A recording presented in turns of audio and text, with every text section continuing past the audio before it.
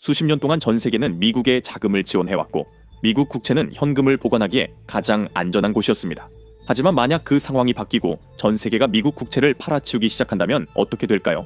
2026년 초 미국 국가 부채는 38조 달러를 넘었으며 이 중 약 24%를 외국, 주로 각국 정부가 보유합니다. 이는 미국이 단순히 투자자들로부터 돈을 빌리는 것이 아니라 외국 세력으로부터도 빌리고 있다는 뜻입니다. 만약 그들이 그 부채를 빠르게 팔아치우기로 결정한다면 그 충격파는 모든 것에 영향을 미칠 것입니다. 주요 보유국은 다음과 같습니다. 글로벌 강대국 대부분이 미국 국채를 대규모로 보유하고 있습니다. 일본은 1조 달러 이상, 중국은 수천억 달러, 유럽도 수조 달러 규모입니다. 이것이 시장을 무너뜨릴 수 있는 레버리지입니다. 하지만 이는 미국의 단순한 빚이 아니라 전 세계 금융 시스템의 핵심입니다.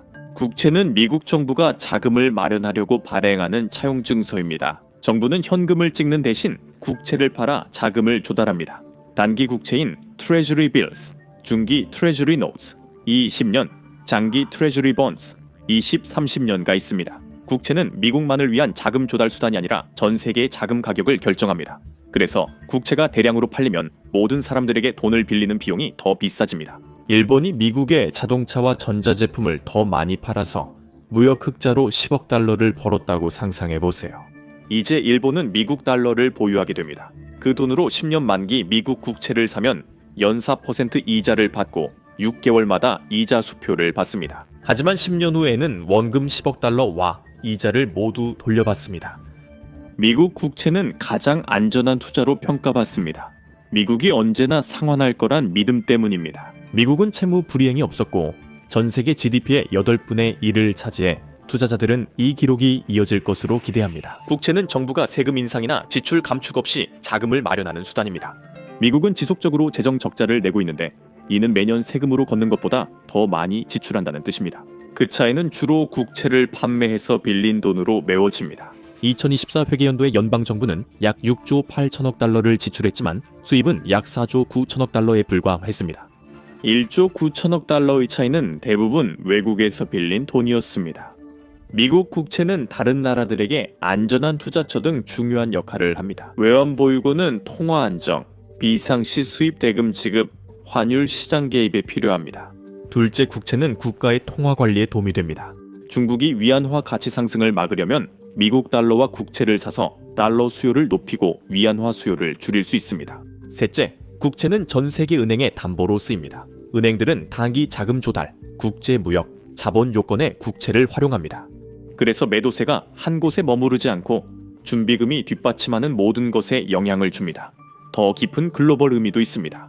미국 국채는 전 세계 무위험 수익률을 결정합니다. 사실상 모든 다른 이자율, 즉 회사채, 주택담보대출, 자동차 대출, 심지어 신용카드까지도 미국 국채금리에 가상금리를 붙여서 결정됩니다. 10년 만기 국채금리 4%일 때 기업은 6% 위험한 스타트업은 10%로 자금 조달할 수 있습니다.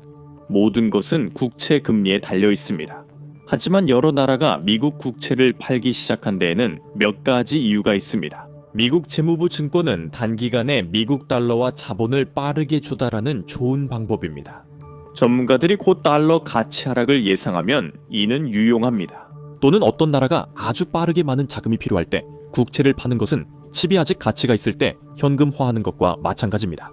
둘째, 국가 관계가 개선되면 서로 부채를 사고 경제에 투자하는 경향이 있습니다. 하지만 그런 관계가 악화되면 국가들은 서로의 부채에 대한 노출을 줄이기 시작합니다. 그리고 바로 그 지점에서 상황이 위험해집니다. 2025년은 외교 관계가 크게 감소한 해였습니다. 전 세계적으로 미국의 신뢰가 약화됐고 채권 시장에서 신뢰가 중요했습니다. 신뢰가 깨지면 자금이 이동합니다. 예를 들어 일본을 보자면 미국 국채를 가장 많이 보유한 나라인데 2025년에 미국으로의 수출에 15% 관세가 부과되었습니다. 2025년 5월 일본 재무장관 가스노부 가토는 이렇게 말했습니다. 일본이 보유한 미국 국채는 협상에서 트럼프 카드가 되어 미국의 조치를 억제하고 양국 관계 긴장을 완화할 수 있습니다. 이는 일본이 3년간 2200억 달러 넘는 미국 국채를 매도했고 2025년 4월에도 수십억 달러를 추가 매도한 결과였습니다. 이로 인해 미국 국채 수익률이 오르며 미국은 투자자에게 더 많은 이자를 지급해야 했습니다. 이는 수요를 강하게 유지하고 다른 나라들이 자신들의 보유분을 매도하는 것을 막기 위한 부분적인 조치였습니다. 그리고 여기서 연쇄 반응이 시작됩니다. 중국은 두 번째로 큰 보유국이며 이 시기 미국과의 관계 악화와 급속한 경제 성장으로 막대한 부채를 매도했습니다. 양국이 관세와 적대적 경제 조치를 취하자 중국은 미국의 자국 광석 금속 제품 접근을 차단했습니다. 중국은 달러 의존도를 줄이고 위안화의 글로벌 위상 강화를 추진해 왔습니다. 미국 국채를 팔면 달러를 압박하고 그 수익으로 위안화를 사서 가치도 지지할 수 있습니다. 동시에 아마도 최근 가장 충격적인 소식은 유럽에서 나왔습니다. 워싱턴은 최근 덴마크로부터 그린란드를 인수하는 방안을 제안했습니다. 그들은 그린란드가 북미와 가까워 미국에 전략적으로 중요하다고 주장합니다. 그러나 프랑스는 미국 국채 등 자산 투자 축소 가능성을 포함한 방향제 패키지를 먼저 만들었습니다. 일부 평가는 유럽 국가들의 영향력이 크다고 봅니다. EU와 영국이 보유한 미국 국채는 약 2조 5천억 달러입니다. 이는 일본의 2배, 중국의 3배에 해당합니다. 중요한 것은 모두 팔 필요 없이 충분히 팔면 된다는 점입니다. 국가들이 미국 국채를 대량 매도하면 무슨 일이 일어날까요? 즉각적인 영향에서 세계적 결과까지 다양한 가상 시나리오를 살펴보겠습니다. 중국이 단 하루의 거래 세션에서 자신이 보유한 모든 미국 국채를 한꺼번에 매도하려고 한다고 가정해 봅시다. 부채를 한꺼번에 내놓으면 채권 공급이 급증해 수요를 넘어서고 가격이 급락합니다. 즉, 채권 가격이 크게 떨어집니다. 기술적으로 중요합니다. 채권 가격이 떨어지면 수익률이 오릅니다. 예를 들어 1000달러 국채가 연 40달러 지급 시 수익률은 4%입니다. 공황 매도로 채권 가격이 800달러로 하락하면 40달러는 5% 수익률이 됩니다. 채권 자체는 아무런 변화와 가시 없고 단지 사람들이 그 채권에 지불하려는 가격만 달라진 것입니다.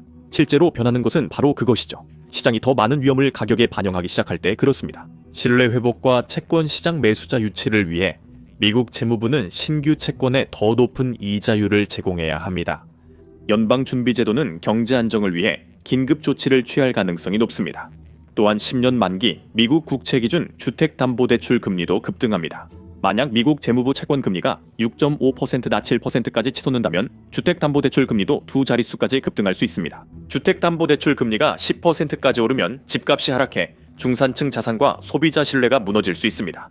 많은 미국인에게 집은 최대 자산입니다. 가격이 급락하면 재정과 자신감 모두 큰 타격을 받게 됩니다. 신용카드, 소비자 대출 금리도 곧 오를 것입니다. 기업들은 금리 상승으로 자금 조달이 어려워지고 확장이나 투자가 비수익적으로 변합니다. 이는 전면적 경제 긴축으로 이어질 수 있습니다. 두 번째 시나리오는 채권과 주식의 연결고리를 압박 지점으로 삼습니다. 각국이 미국 국채를 급매하면 시장이 패닉에 빠지고 다우, S, 그리고 P500 나스닥 등 주요 지수가 급락할 수 있습니다. 동시에 자금은 금, 스위스 프랑 등 안전자산으로 몰리고 일부는 암호화폐 등 대안에도 주목할 수 있습니다. 이로 인해 사공 일크와 아이트레이를 가진 평범한 미국인들은 매우 불안정한 상황에 놓이게 되는데 이 시스템들은 주식시장과 미국 국채에 직접적으로 의존하고 있기 때문입니다. 최악의 경우 미국 국민의 은퇴 계좌와 대학 학자금 저축 플랜이 한순간에 모두 사라질 수 있습니다. 그런 일이 생기면 국민들은 정부의 책임이 있다고 생각해 미국은 심각한 정치, 사회적 반발을 겪을 수 있습니다. 그리고 그게 너무 극적으로 들린다 해도 시장이 사람들을 두렵게 만들기 위해 완전히 붕괴할 필요는 없다는 점을 기억하세요. 단지 충분히 빠르게 하락하기만 하면 됩니다. 세 번째 시나리오는 은행에 직접 타격을 줍니다. 미국 은행들은 대차대조표의 수조 달러의 국채를 보유하며 이는 매우 안전한 자산으로 여겨집니다. 하지만 수익률이 오르면 채권 가격이 하락해 손실이 빠르게 누적될 수 있습니다. 2023년 실리콘밸리 은행 붕괴는 채권 미실현 손실이 원인 중 하나였고 당시 수익률 상승폭은 현재 논의되는 것보다 훨씬 작았습니다. 미국 은행들이 갑자기 자금 부족을 겪는다고 상상해보세요. 그러면 은행들은 다른 서비스에도 영향을 미치게 됩니다. 주택담보대출 금리 상승과 함께 은행들은 대출 기준을 강화해 더 많은 초기 자금과 높은 신용 점수를 요구할 수 있습니다. 주택 거래가 멈추고 건설 일자리가 사라지며 주택 관련 산업들이 치명적 손실을 입게 됩니다. 네 번째 시나리오에서는 달러 가치 급변이 국내 산업의 치명적 결과를 초래할 수 있습니다. 초기에는 글로벌 투자자들이 유동성 확보로 달러가 강세일 수 있습니다. 국제 부채가 달러로 표시돼 차입자들이 상환을 위해 달러 확보에 나서면서 단기적으로 달러 수요가 증가할 수 있습니다. 하지만 장기적으로는 미국 달러가 글로벌 기축 통화로서의 신뢰가 약화될 수 있고 각국은 미국 달러 보유를 줄이기 위한 노력을 더욱 가속화할 수 있습니다. 브릭스 국가를 중심으로 대체 통화, 디지털 화폐, 금 결제 시스템이 더 널리 확산될 수 있습니다. 브라질, 러시아, 인도, 중국, 남아프리카 공화국 등은 달러 시스템 대안을 수년간 모색해왔습니다. 미국 국채 위기는 이들의 주장에 힘을 실어주고 다극화된 통화 체제를 앞당길 것입니다. 그러나 여파는 경제에만 그치지 않을 수 있습니다.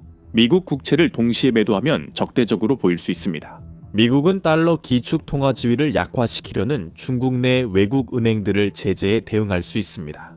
이로 인해 미국과 중국의 동맹국들은 편을 들어야 하는 상황에 놓이게 되고 금융동맹이 분열되며 새로운 냉전이 촉발될 것입니다. 이번에는 재무제표와 중앙은행의 외환 보유고를 무기로 한 냉전이 될 것입니다. 이런 상황에선 아직 미국 국채를 팔지 않은 국가들이 킹메이커가 됩니다. 이들은 장기 금리 상승으로 이익을 얻으며 미국 경제 미래를 보장할 중요한 파트너가 될 수 있습니다. 사실 이런 시나리오가 현실이 되지 않거나 세계 경제 마비까지 가지 않게 하는 간단한 개념이 있습니다. 상호 확증적 금융 파괴, Mutually Assured Financial Destruction는 국채를 대량 매도할 경우 매도자도 피해를 입는 현상입니다. 이것은 냉전 시기의 억제력과 매우 비슷하게 작동합니다. 미국과 소련이 서로 파괴될 것을 알았기 때문에 핵전쟁을 피했던 것과 마찬가지입니다. 주요 국채 보유국이 미국 국채를 대량 매도하면 자국 경제도 피해를 입게 됩니다. 중국이 미국 국채를 모두 매각하면 해당 자산 가격이 하락합니다. 중국이 국채를 한 장씩 팔 때마다 가격이 더 떨어지기 때문에 일단 매각을 시작하면 남은 국채를 팔수록 중국은 오히려 손해를 보게 됩니다. 중국이 10년 만기 미국 국채를 $1000에 샀다가 $800에 팔면 한 장당 $200 손해입니다. 이걸 중국이 가진 수천억 달러에 적용하면 손실도 그만큼 큽니다. 그러나 이것만이 아니라 더 큰 불안 요소가 있습니다. 이것이 바로 핵 옵션으로 미국 법에 따라 합법적입니다. 국제 비상경제권법 International Emergency Economic Powers Act은 국가 비상사태 시 대통령에게 강력한 권한을 줍니다. 외국 정부들이 미 재무부 채권을 동시에 팔면 대통령은 이를 안보 위협으로 선언할 수 있습니다. IEEP에 따라 재무부는 매도한 중앙은행 자산을 동결할 수 있습니다. 미국이 이전을 인정하지 않아 유럽은 매도할 수 없습니다. 그들의 수조 달러는 그대로 묶입니다. 이는 미국 채무 불이행이지만 법원은 국가 안보 관련 대통령 판단을 존중합니다. 이것은 전시의 적함대 납포와 비슷한 금융 조치입니다. 하지만 국채는 완전히 무위험 자산이 아니며 그 안전성은 다른 나라들이 시스템을 시험하지 않을 때만 유지됩니다. 미국은 여전히 주요 투자자들이 위험을 감수하고 국채를 사주길 바라며 현재로선 뚜렷한 해답이 없습니다. 세계 경제는 너무나도 상호 연결되어 있어서 앞으로 무슨 일이 일어날지 대략적으로조차 예측하기 어렵습니다. 그리고 시장은 신뢰와 인식된 안정성에 의해 움직입니다. 일단 그 기반이 흔들리기 시작하면 평소의 규칙은 적용되지 않습니다. 그것이 진짜 위험입니다. 지금으로서는 이런 시나리오들 중 어느 것도 일어날 가능성은 낮다고 말할 수 있습니다. 모두가 전부 팔기 버튼을 누름으로써 잃을 것이 너무 많기 때문에 쉽게 행동하지 않습니다. 하지만 무서운 점은 그 버튼이 실제로 존재한다는 것이고 신뢰가 무너지면 전면적인 매도까지 가지 않아도 공황이 시작될 수 있다는 점입니다. 이제 만약 내일 미국 경제가 붕괴된다면 영상이나 이 영상을 클릭해보세요.